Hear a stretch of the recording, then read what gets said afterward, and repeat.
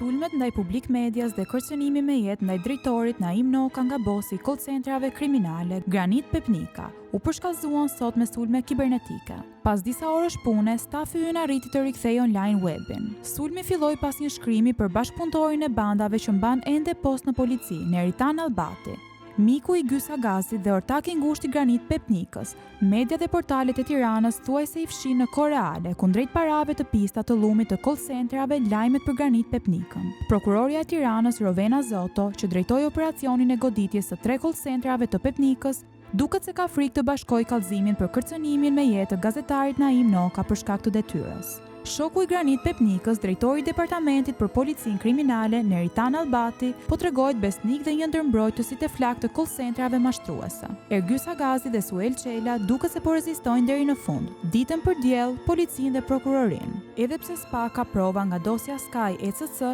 ai dyshohet për suport ndaj krimit nga nivelet e larta deri në terren. Goditja e rrjeteve të call centrave në Tiranë, që vjedhin mbi 50 milion euro në muaj nga qytetarët europian, është minuar nga brenda strukturave. Pas ardhjes së Ilir Prodës, kontrolli i këtij aktiviteti kaloi te Agazi dhe në Albati, me mbrojtje në këmbim të pagesave. Në qendër qëndronin bosët që siguronin numra dhe infrastrukturë, si Granit Pepnika, i cili bashkë me Agazin dhe mbështetje në polici, vodhën miliona euro qytetarëve europian me anë të mashtrimit. Shumica e operatorëve kriminal kishin mbrojtje direkte nga këto struktura. Në Albati, me një karrierë të gjatë në polici dhe pozicione kyçe drejtuese, është akuzuar për lidhje me grupe kriminale dhe përfshirje në trafiqe. I përjashtuar në vitin 2003, ai u rikthye dhe avancoi më tej, ndërsa pasuria e tij zyrtare dhe e dyshuar ngre pikpyetje serioze. Ai rezulton gjithashtu në hetim nga SPAK, me kontakte të dokumentuara me figura të krimit të organizuar. Raportet flasin për dështime të qëllimshme të operacioneve policore dhe lidhje me trafiqe në disa qytete. Dyshohet edhe për përfshirje të përgjithshme të DEA-s lidhur me një grup trafiku në Fier.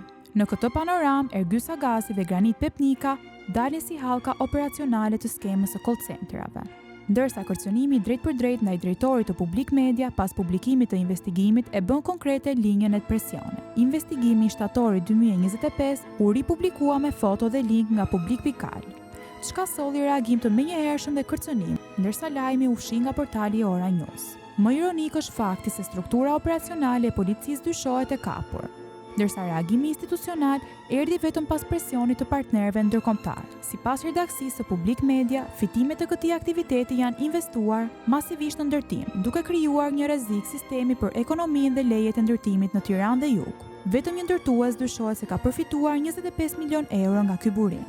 Jap se policia e shtetit ka qenë në shërbim të krimit dhe duket se po has vështirësi në luftën ndaj krimit dhe bandave. Bizneset e Granit Pepnikës në Angli dhe Shqipëri, si dhe pastrimi miliona eurove në ndërtim, po investigohen nga gazetarët e Publik Media. Në ditët në vijim, ne do t'i drejtohemi me një memo kryeministrit Edi Rama, ministrit të rendit, kryeprokurorit dhe të gjitha ambasadave në vendit tonë, KS dhe departamentit të shtetit për rrezikun që i kanoset Mediason nga bashkëpunimi i segmenteve të policisë së shtetit me banda dhe llumin e call centrave. Sado sulme kibernetike dhe kërcënime për jetën, misioni ynë vazhdon.